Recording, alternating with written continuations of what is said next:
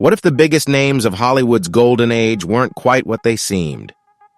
Beneath the glamour, the sparkling red carpets, and the on-screen love stories, many of the era's most legendary stars had hidden lives full of intrigue. In a time when revealing one's sexuality could destroy a career, these actors went to great lengths to keep their true selves a secret. So make sure to drop a comment below and stick around until the end of the video. You might just uncover some of the hidden truths about your favorite stars.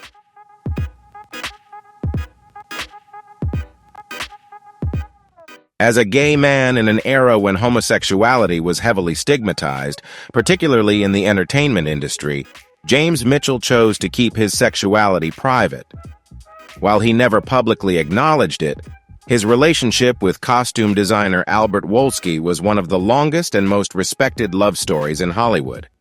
Wolsky, renowned for his work on films like All That Jazz and The Verdict, was a celebrated figure in costume design, and his partnership with Mitchell lasted 39 years. Their enduring bond served as a quiet yet powerful testament to their love and commitment, thriving in a time when such relationships were often forced into the shadows. Their ability to maintain their relationship in the face of societal pressures speaks to both the resilience of their love and the complexities of navigating a public life in Hollywood at that time.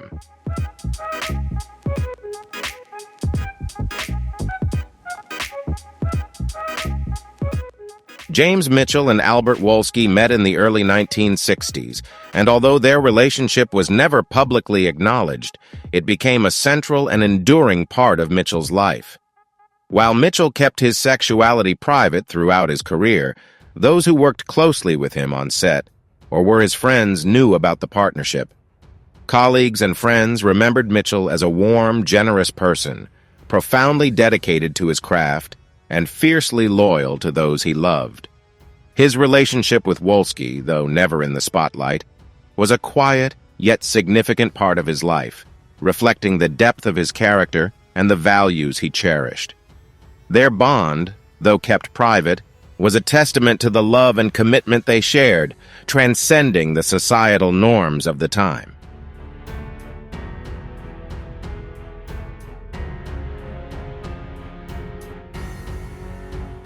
James Mitchell's decision to keep his personal life private was not unusual for a time when being openly gay in Hollywood or on television could severely impact one's career. For many actors like Mitchell, the social climate of the era required discretion to protect their professional prospects, as coming out was often seen as an obstacle to securing leading or romantic roles, particularly in mainstream productions. Mitchell's choice to remain silent about his personal life was not born out of shame, but rather out of a desire to navigate the constraints of the time. His silence reflected the broader societal reluctance to accept LGBTQ+ identities in the public sphere. By maintaining his privacy, Mitchell was able to adapt to the demands of his era, preserving both his integrity and his relationships while balancing personal authenticity with the pressures of professional ambition in a restrictive environment.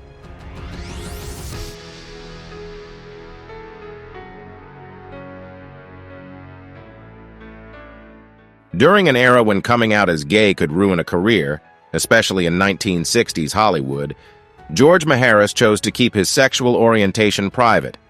In a time when stars were expected to conform to heteronormative standards, any deviation could lead to a swift and severe decline in their careers.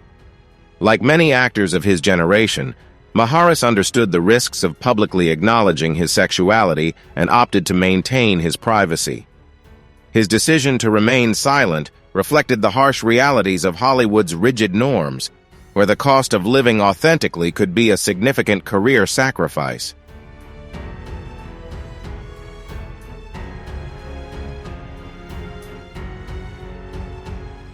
For George Maharis, this meant maintaining a heterosexual image despite persistent rumors about his sexual orientation.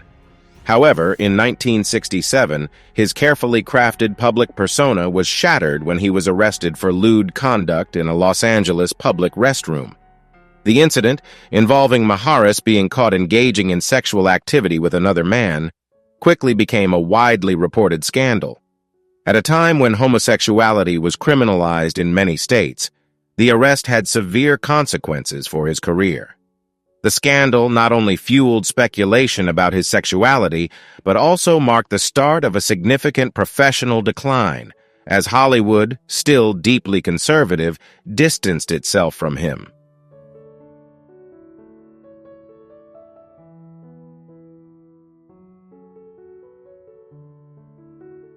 Although George Maharis never publicly acknowledged his sexuality, the 1967 arrest exposed the truth, subjecting him to intense media scrutiny and the fallout from the scandal. The damage was immediate. Maharis was written out of Route 66 during its third season, with his departure officially attributed to health issues, a convenient excuse to avoid further scandal. The impact of the arrest and the ensuing media storm was profound. Maharis's once promising career, which had been rising steadily, began to stall.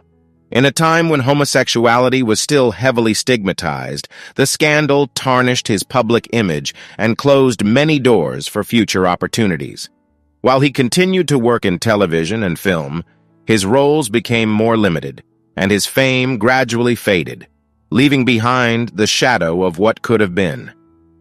The incident served as a stark reminder of how societal and industry pressures could derail a promising career, particularly for those unable or unwilling to conform to conventional norms.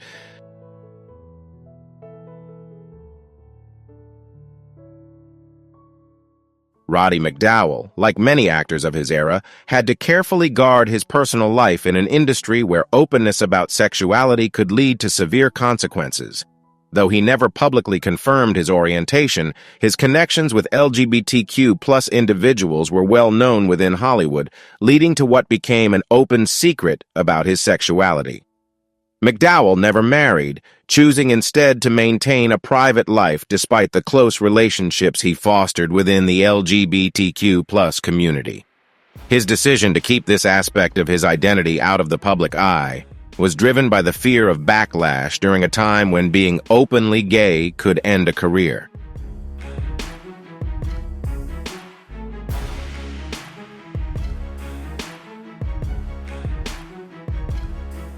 Roddy McDowall's close and lasting friendships with LGBTQ+ figures, including icons like Elizabeth Taylor and Montgomery Clift, are among the most remarkable aspects of his personal life. Both Taylor and Clift, like McDowall, navigated their own complex relationships with identity and maintained a level of privacy. McDowall's professionalism and kind, compassionate nature made him deeply respected and loved by both colleagues and friends.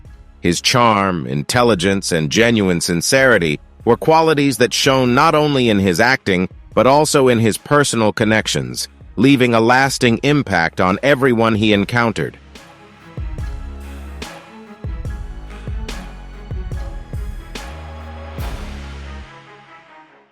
Rudolph Valentino, a cultural icon of the 1920s, captured the imaginations of millions as one of the most glamorous stars of the silent film era. Famously known as the Latin lover, Valentino embodied romance and passion in his iconic roles, such as in The Sheik and Blood and Sand. His captivating looks, intense gaze, and magnetic charm made him an international sensation, turning him into one of Hollywood's first true superstars. Valentino's ability to evoke deep emotion on screen helped define an entire era of cinema, solidifying his place as a timeless symbol of passion and allure.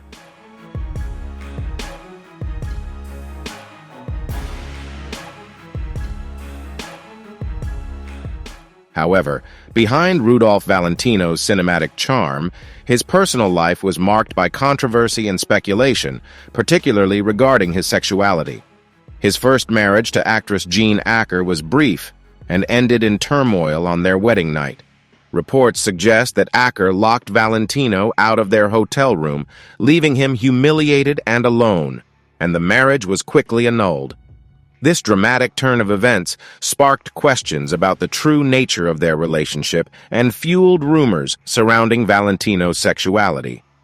Acker, who later identified as a lesbian, went on to have a long-term relationship with another woman. Their short-lived marriage has since become a focal point in discussions of Valentino's private life, adding layers of mystery to his already enigmatic persona.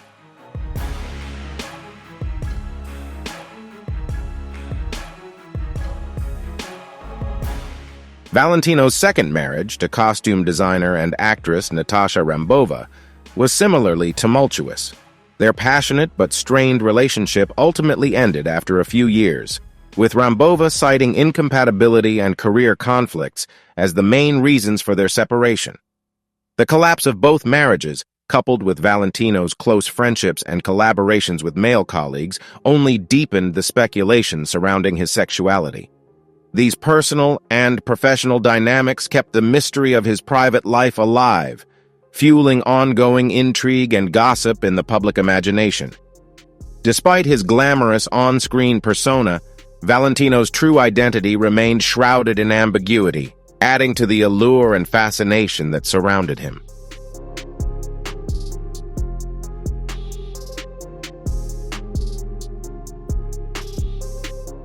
While biographers like Emily Leider and Alan Ellenberger generally agree that Rudolph Valentino was likely heterosexual, rumors about his sexuality have persisted, fueled by the cultural and societal norms of his era. The 1920s were defined by rigid gender roles and conservative views on sexuality. Valentino's refined appearance, gentle demeanor, and elegant style often defied traditional expectations of masculinity, making him a focal point for speculation and criticism. These qualities, which contributed to his allure, also stirred anxieties about gender and sexuality, reflecting the era's discomfort with nonconformity and deepening the mystery surrounding his personal life.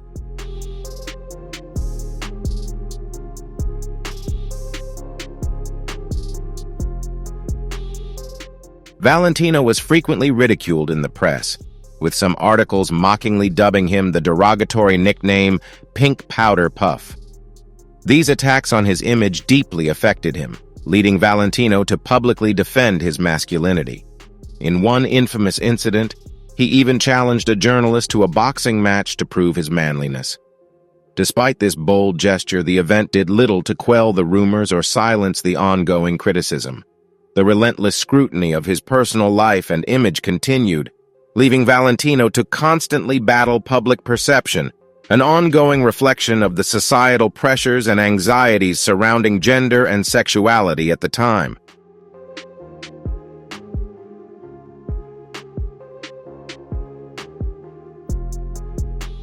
Although widely celebrated as a brilliant artist, John Gielgud lived in a time when homosexuality was illegal in England and often seen as a moral failing.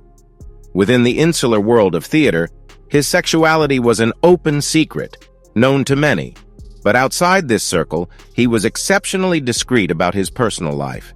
This delicate balancing act allowed him to navigate a society that was frequently hostile to his truth, all while continuing to thrive in his distinguished career. Gielgud's ability to maintain his privacy while remaining a revered figure in the arts speaks to both the challenges of his time and the resilience he displayed in the face of societal pressures.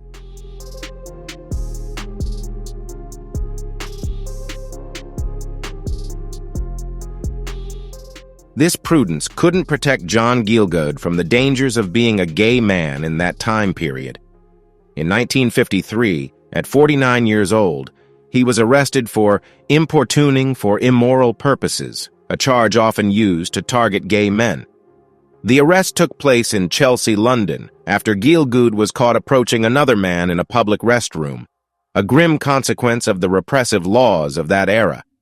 This event highlighted the perilous reality faced by LGBTQ+ individuals in a society that criminalized their very identity, exposing the personal and professional risks that many, including Gielgud, had to navigate in order to survive.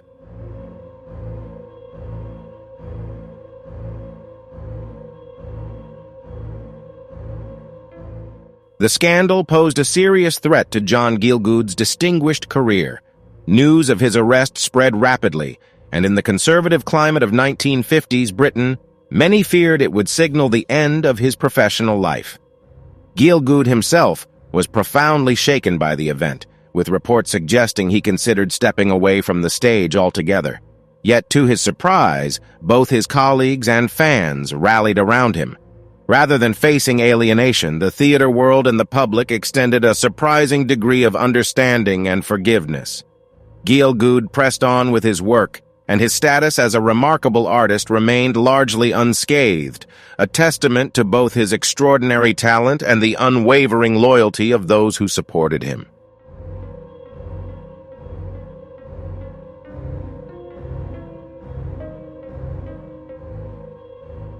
Jack Cassidy's good looks, charm, and stage presence made him a familiar star in Hollywood and on Broadway during the 1950s and 1960s.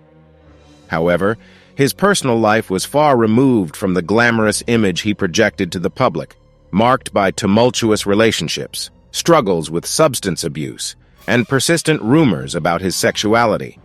These complexities added layers to Cassidy's enigmatic persona, contrasting sharply with the polished image he portrayed on stage and screen. His personal struggles, often hidden from the public eye, painted a more complicated picture of the man behind the on-screen allure.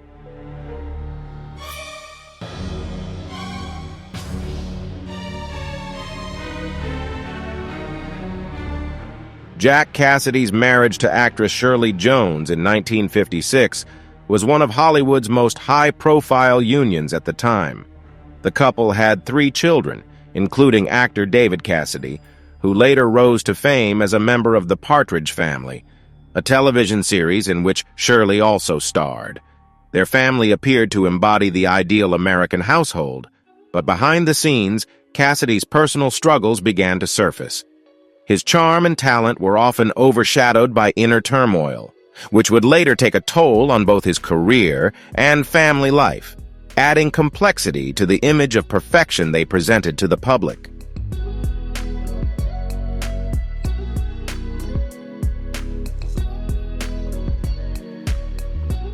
While still married to Shirley Jones, rumors about Jack Cassidy's sexuality began to circulate. With his undeniable charm and striking good looks, Cassidy became the subject of speculation regarding relationships with both men and women, leading to gossip that he might be bisexual. These whispers were particularly prevalent in Hollywood circles, where his rumored connections with men, though never openly acknowledged, became a frequent topic of conversation among colleagues. This speculation only deepened the mystery surrounding Cassidy's personal life, creating a stark contrast with the public image of the perfect family man he worked hard to maintain.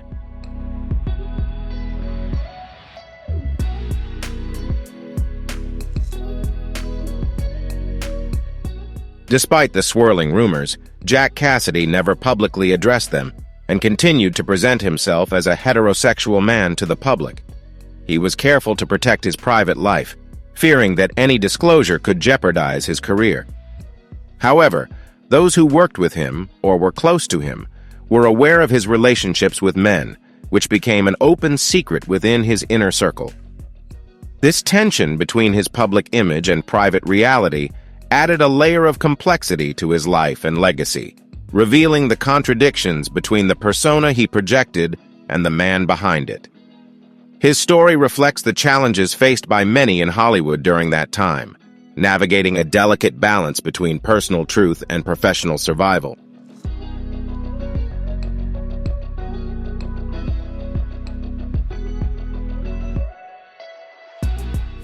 At the same time, Jack Cassidy grappled with alcoholism, which severely impacted both his career and personal life.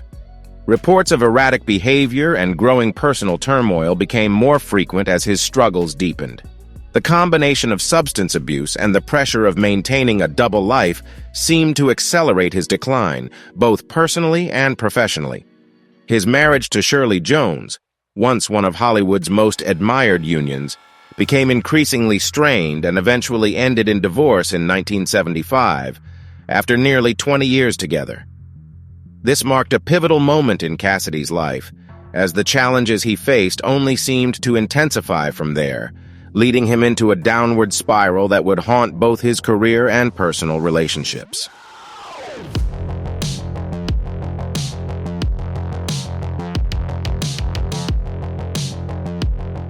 Jack Cassidy's personal life and career continued to spiral, and by the time of his death in 1976, he had become a tragic figure in Hollywood.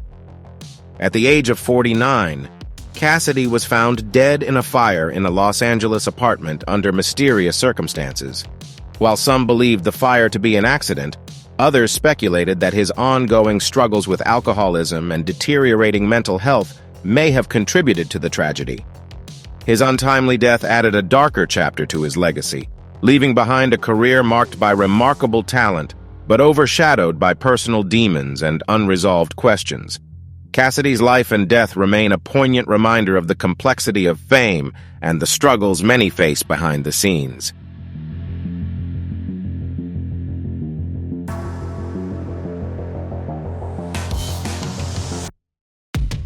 Cesar Romero's bachelor status and his reluctance to marry became a defining aspect of his public image. Though he was romantically linked to several famous women, including Joan Crawford and Carmen Miranda, his relationships were often portrayed more as friendships than passionate love affairs. The press, ever eager to create stories about Hollywood's most eligible bachelors, frequently speculated about his love life. Romero played into these narratives, using his natural charm and wit to sidestep direct questions about marriage. Behind the scenes, however, rumors persisted that Romero was gay. While he never publicly addressed his sexual orientation, likely due to the conservative climate of mid-20th century America, many within Hollywood believed the rumors were true.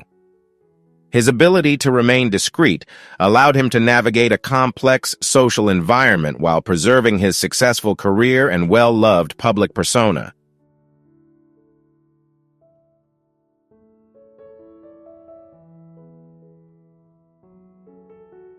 Cesar Romero's ability to maintain discretion about his private life during an era when stars were under constant public scrutiny was a testament to both his caution and the loyalty of those around him.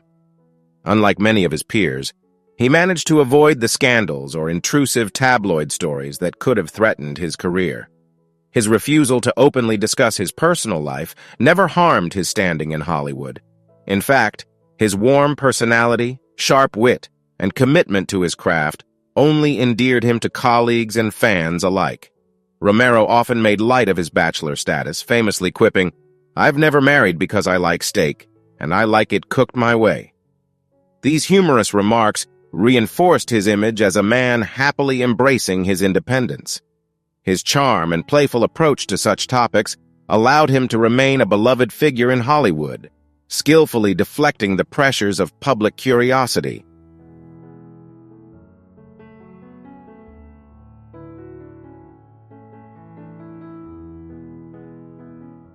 Liberace's public persona was carefully crafted to resonate with mainstream audiences during a time when being openly gay was not only stigmatized, but could also destroy a career.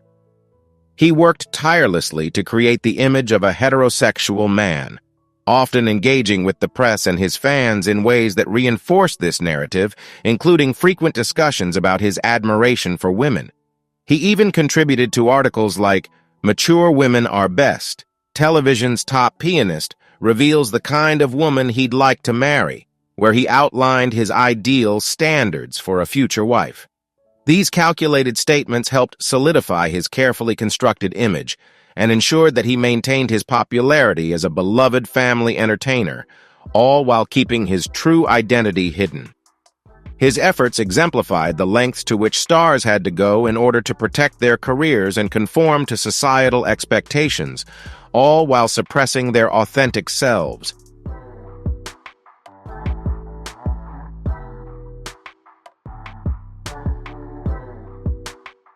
However, Liberace's private life painted a very different picture. He had romantic relationships with men, most notably with his longtime partner, Scott Thorson.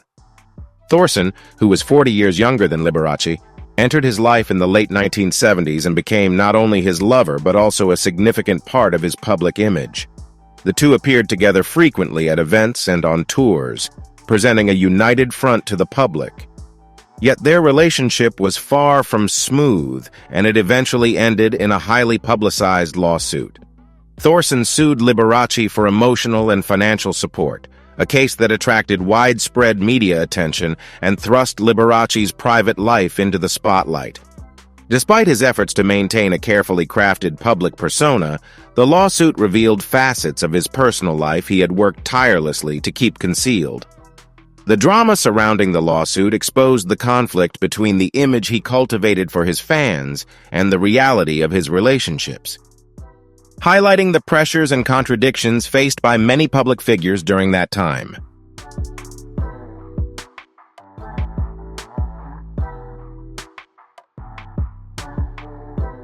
Despite intense media scrutiny, Liberace firmly denied being gay, dismissing rumors as baseless attacks from tabloids.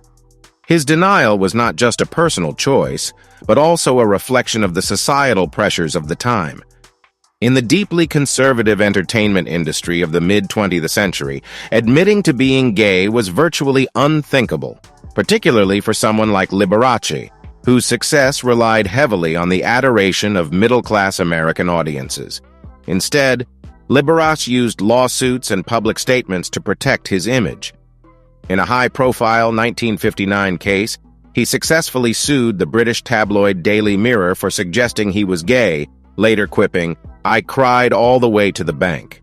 This legal victory showcased his determination to preserve his meticulously crafted public persona while navigating the complexities of living as a closeted gay man in an era marked by judgment and prejudice. His actions were emblematic of the lengths many stars went to protect their careers and public standing, even if it meant denying their true selves.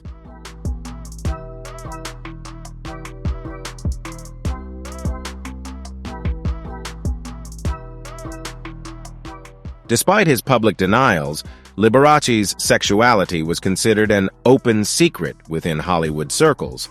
His flamboyant style, dramatic sense of humor, and close relationships with men fueled ongoing speculation. Yet his extraordinary talent and magnetic charisma often overshadowed the rumors. Fans adored him not just for his musical genius, but also for his unapologetic embrace of extravagance and theatricality, which helped redefine entertainment.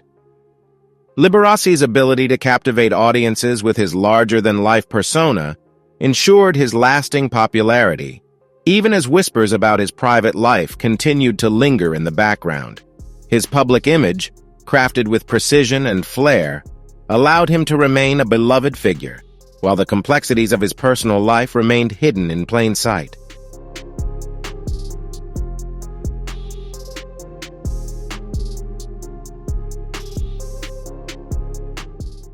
Geer's life was far more complex and multifaceted than the beloved roles he portrayed on screen. Off-camera, he was an actor, activist, and a man whose personal life defied the social norms of his era. His relationships, political activism, and the quiet bravery with which he faced a society that often rejected his truths were integral to his enduring legacy. Geer's ability to remain authentic in the face of adversity not only made him a standout performer, but also a trailblazer whose influence transcended Hollywood, leaving a lasting mark on both the entertainment industry and social change.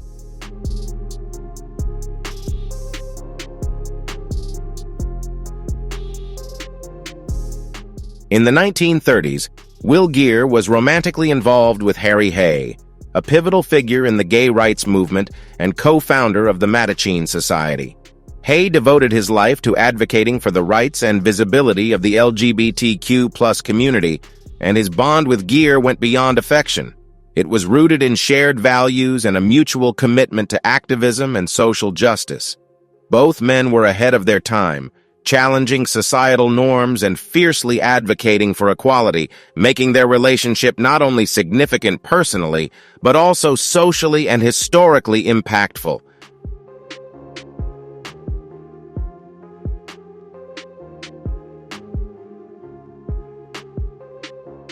The societal pressures of the time, combined with Geer's desire for a traditional family, ultimately led to the end of his relationship with Harry Hay.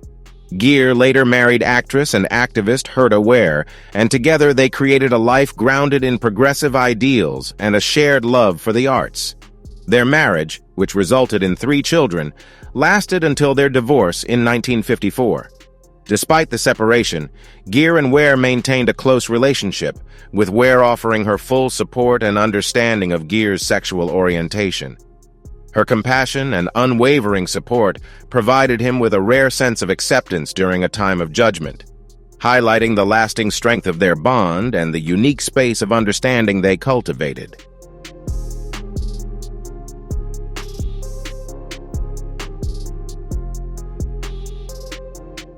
Will Geer's activism extended far beyond his personal life, shaping both his public work and career.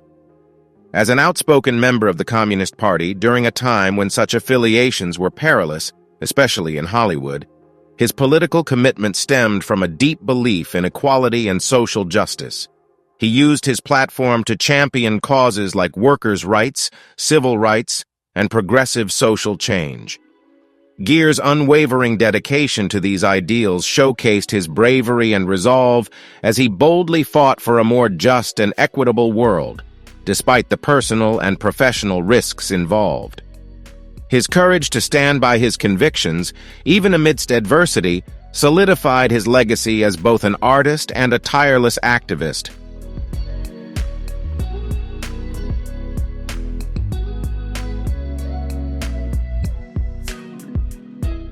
Tony Randall's passion for opera, theater, and fine dining, combined with his refusal to conform to the stereotypical masculine image expected of male stars, led to speculation about his sexuality during a time when gender roles and sexual norms were rigidly defined.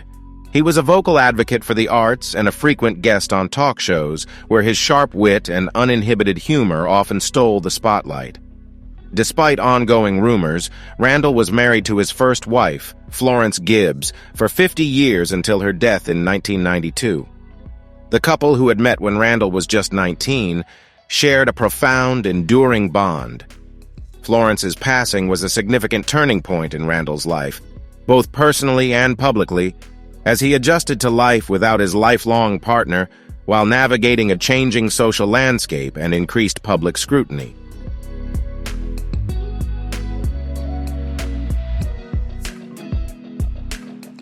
In 1995, Tony Randall surprised many by remarrying, this time to Heather Harlan, a woman 50 years his junior.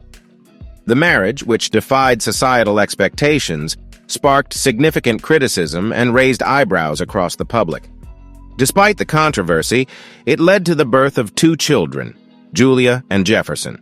Randall's second marriage not only shocked the public but also altered perceptions of him, especially at a time when many assumed he would spend his later years as a widower. This unexpected chapter in his life became a symbol of resilience and the possibility of new beginnings, even in later stages of life.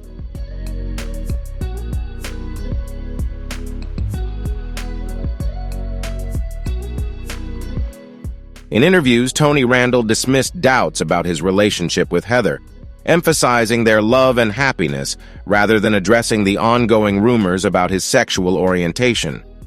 These speculations, often rooted in societal stereotypes, reflected a tendency to link certain traits or behaviors with specific sexual identities.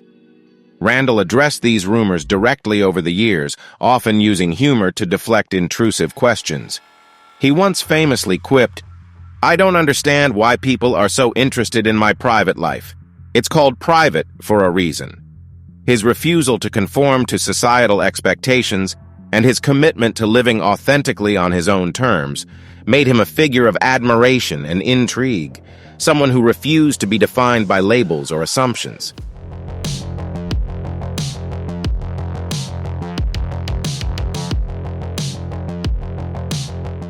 Paul Lynde never publicly disclosed his sexual orientation, but his personal life was the subject of much speculation.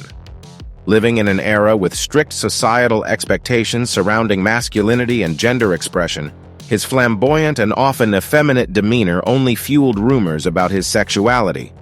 Rather than coming out, Lynde chose to keep his private life closely guarded, likely due to the career risks of being openly LGBTQ+ in an industry that was unforgiving to those who strayed from the heterosexual norm. His decision to remain silent highlighted the societal constraints of the time, where being true to oneself often came at a heavy cost, particularly in Hollywood.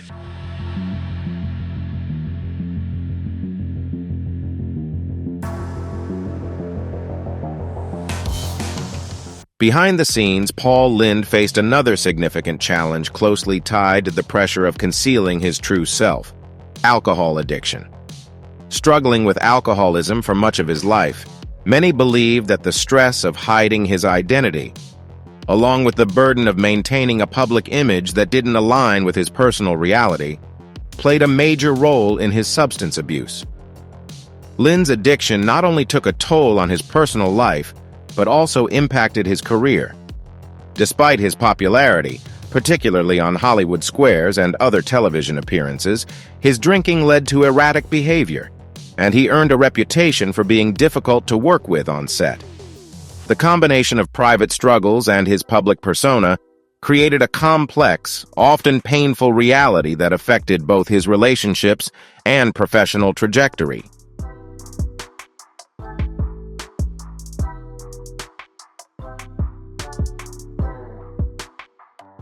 These challenges ultimately led to missed opportunities and personal turmoil, which hindered Paul Lynde's comedy career in his later years.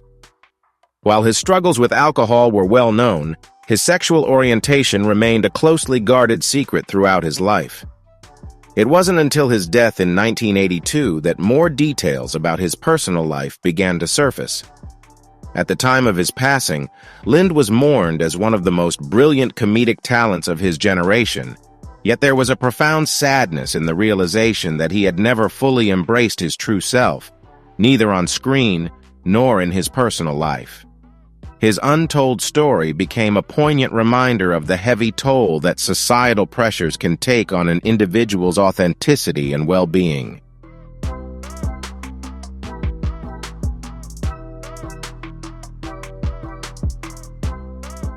Paul Lynde's legacy is a complex narrative, marked by his extraordinary comedic talent, but also by the painful tension between his personal identity and the public demands of Hollywood.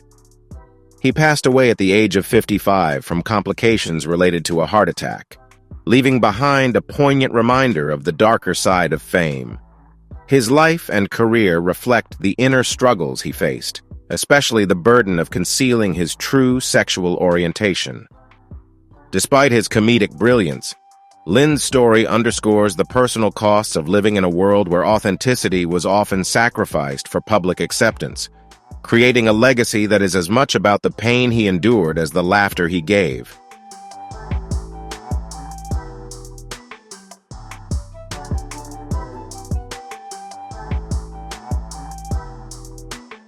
In an era when Hollywood strictly adhered to public image standards, and any deviation from heterosexual norms was seen as scandalous, George Nader's sexuality became the subject of intense speculation.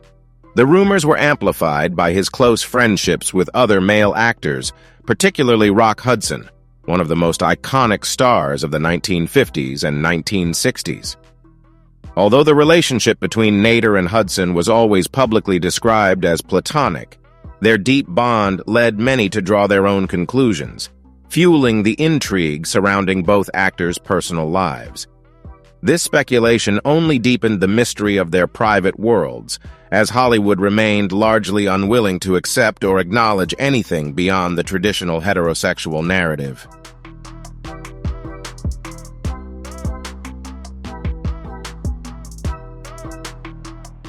In a Hollywood that demanded strict conformity to carefully crafted public personas, relationships between two male stars were often met with suspicion. Despite the rumors and speculation surrounding him, George Nader never publicly disclosed his sexuality during his career. The powerful studio system and its PR teams worked tirelessly to ensure actors adhered to their manufactured images, with any deviation, such as revealing a gay identity, posing a potential threat to an actor's career. For Nader, Protecting his livelihood meant keeping his personal life private, navigating a system where conformity to heteronormative ideals wasn't just expected, but actively enforced.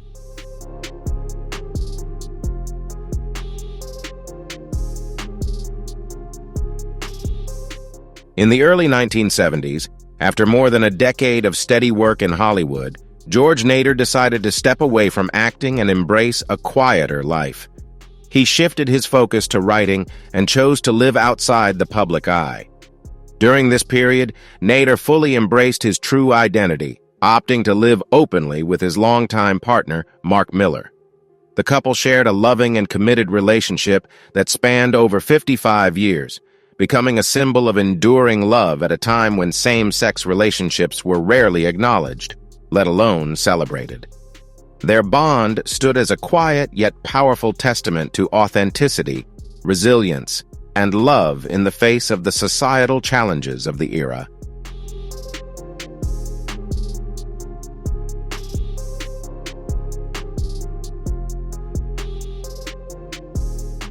For decades, Dick Sargent kept his sexuality private, much like many actors of his time. In an era when Hollywood viewed coming out as gay as career suicide, the entertainment industry was dominated by a culture of silence surrounding LGBTQ+ issues. Celebrities with different sexual orientations faced considerable professional risks, as the industry largely ignored or suppressed non-heteronormative identities. Although persistent rumors about Sargent's personal life circulated, he managed to avoid tabloid scrutiny, maintaining a public-facing career without ever addressing or confirming speculations about his sexuality. His discretion reflected the difficulties of navigating an industry and society that demanded conformity while stifling personal authenticity.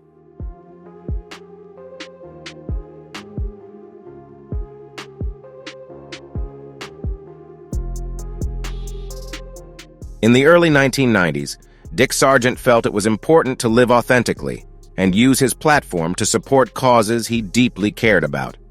In 1991, he made the courageous decision to publicly come out as gay in an interview with People magazine, openly declaring his sexuality.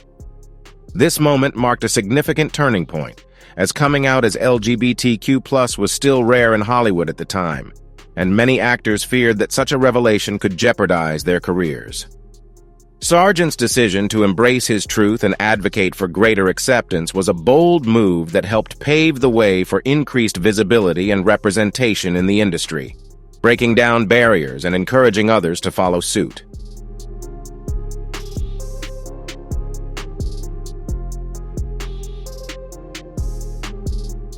For Dick Sargent, coming out was a liberating moment.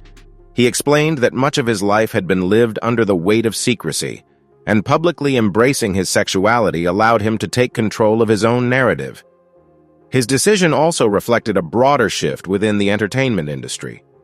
While he was not the first actor to come out as gay, his choice was groundbreaking for a well-known television star, especially at a time when LGBTQ+ representation and acceptance in Hollywood were still in their early stages.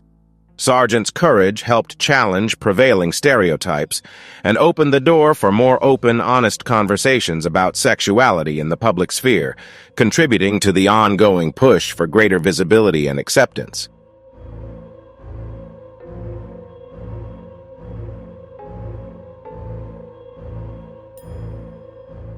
In addition to coming out, Dick Sargent became a passionate advocate for LGBTQ+ rights, with a particular focus on raising awareness about the HIV/AIDS epidemic. In the early 1990s, as the crisis ravaged communities worldwide, Sargent used his newly liberated platform to speak out and help raise funds for the cause. He participated in numerous fundraising campaigns and worked closely with organizations supporting individuals living with HIV/AIDS. This activism was deeply personal for Sargent, as he had witnessed firsthand the devastating impact the epidemic had on the gay community. His commitment to bringing attention to the issue underscored the need for compassion, education, and advocacy during such a critical time in the fight against HIV/AIDS. Through his efforts, Sargent exemplified the power of using one's voice to make a tangible difference and contribute to a cause that affected so many.